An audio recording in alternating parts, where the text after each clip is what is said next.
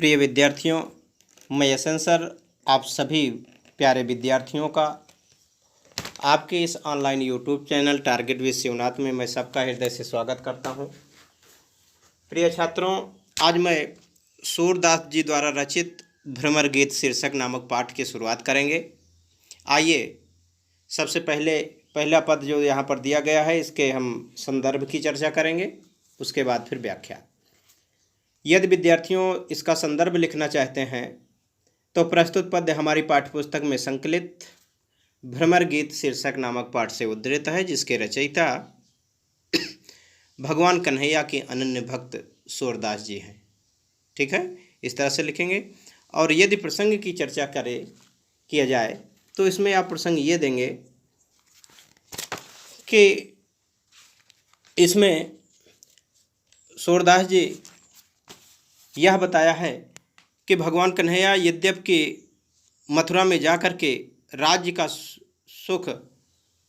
के सुख का भोग कर रहे हैं, किंतु ब्रज की याद उन्हें तब भी सदैव उनको वहाँ पर सताती रहती है। और इसी दशा का वर्णन, इसी दशा के बारे में भगवान कन्हैया अपने सखा उद्धव जी से कहते हैं। ठीक है, आइए हम एक एक लाइन को पढ़ते चलेंगे और उसकी व्याख्या भी करते चलेंगे। आइए विद्यार्थियों ध्यान देंगे। चलिए, पहली लाइन है कि उद्धव मोहि ब्रज बिसरत नाही, उद्धव मोहि ब्रज बिसरत नाही। भगवान कन्हैया कह रहे हैं कि ऐ उद्धव, यद्यपि मैं यहाँ आकर के बड़े आनंद के साथ बड़ा ही सुख की अनुभूति कर रहा हूँ, लेकिन फिर भी मोहि ब्रज, मुझे ब्रज की एक बातें भी मैं भूल नहीं पा रहा हूँ। फिर से देखेंगे कि उद्धव मोहि ब्रज बिसरत नाही। कहा कि ऐ उद्धव, मुझे ब्रज की एक बातें भी भूल नहीं पा रहा हूँ। अर्थात मुझे ब्रज की हर पॉइंट, हर बिंदु, हर स्थितियाँ मुझे बार बार याद आ रही हैं। और वो कौन कौन सी स्थितियाँ हैं, कौन कौन से बिंदु हैं जो भगवान कन्हैया नहीं भूल पा रहे हैं, वो उद्धव जी से कहते हैं।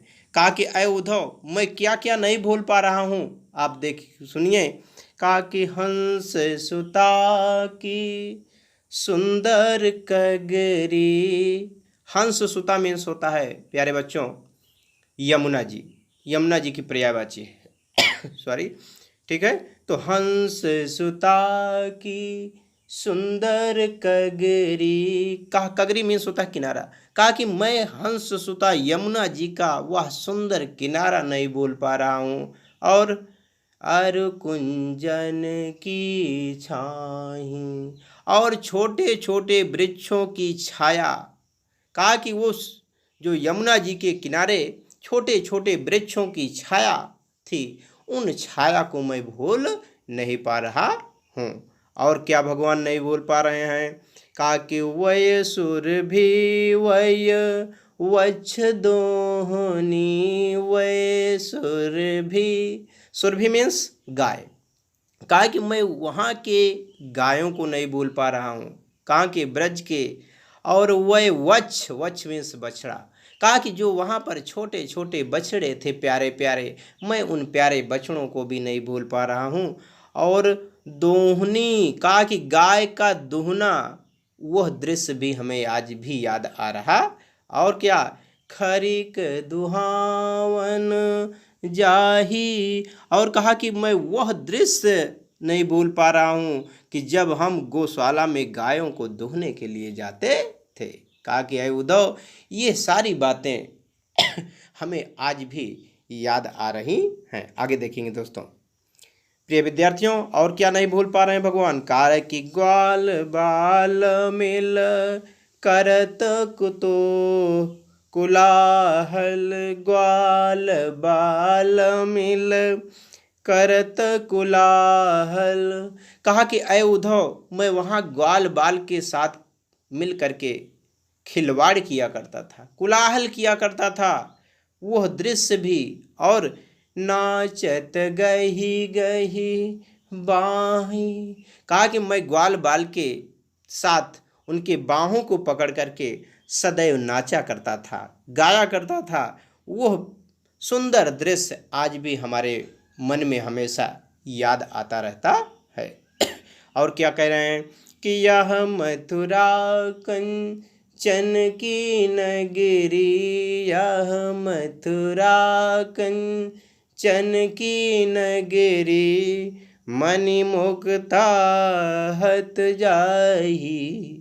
भगवान कह रहे हैं उद्धव जी से कि अय उद्धव, यह मथुरा, यद्यपि यह मथुरा कंचन की नगरी है, सोने की नगरी है, जो कि मणि मुक्ताहत, मणियों और मोतियों से जड़ी हुई है, लेकिन जब ही सुरतिया वतवा सुख की, जिय उमगत थन नाही।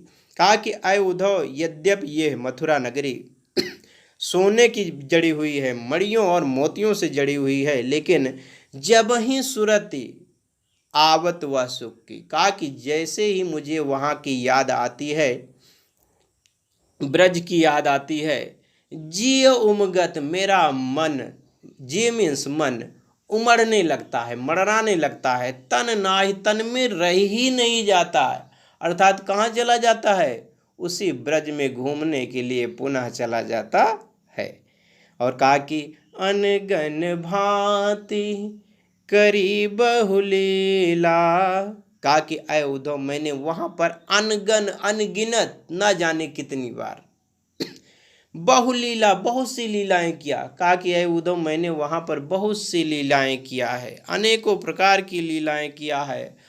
यशोदानंद निवाही, कहा कि मुझे वहां पर मेरे माँ यशोदा और नंद बाबा ने मेरा निर्वहन किया, मेरा पालन पोषण किया है। वो सारी बातें मैं बिल्कुल यहाँ पर रह करके भूल नहीं पा रहा हूँ। आगे कहा, किशोर दास प्रभु रहे मौन हैं, यह कही कही पछताहीं, उद्धव मोहि ब्रज बिसरत नाही। अंतिम लाइन है दो प्रिय विद्यार्थियों, किशोर दास प्रभु रहे मौन हैं, यह कही कही पछताहीं।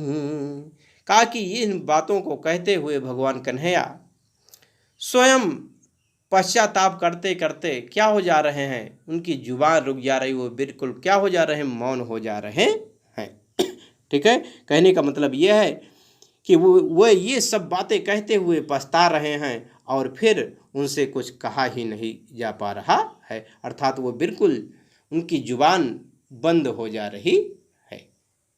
ठीक है प्यारे बच्चों, मैं आशा करता हूँ आपको ये व्याख्या समझ में आई होगी। और प्रिय विद्यार्थियों, जैसे आप काव्य सौंदर्य लिखना चाहते हैं इस पद का, तो आप काव्य सौंदर्य में रस की सबसे पहले हेडिंग डालेंगे रस, तो इसमें बिल्कुल अद्भुत रस की अभिव्यक्ति हुई है। और अलंकार के अंतर्गत इसमें अनुप्रास अलंकार की चर्चा हुई है। ठीक है, और भाषा में यदि आप लिखना चाहते हैं तो सरल साहित्यिक ब्रज भाषा डालेंगे।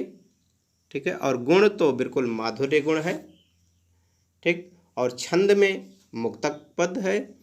और शैली की बात की जाए तो इसमें मुक्तक पद शैली है। और शब्द की शक्ति की बात की जाए तो अभिधा और व्यंजना को समाहित किया गया है। तो इस प्रकार से प्रिय विद्यार्थियों, अगर ये पद आपको अच्छा लगा हो तो अपने दोस्तों को भी शेयर कीजिए। और अगले पद की चर्चा करने के लिए हम नेक्स्ट वीडियो के साथ फिर उपस्थित होंगे। बहुत बहुत धन्यवाद।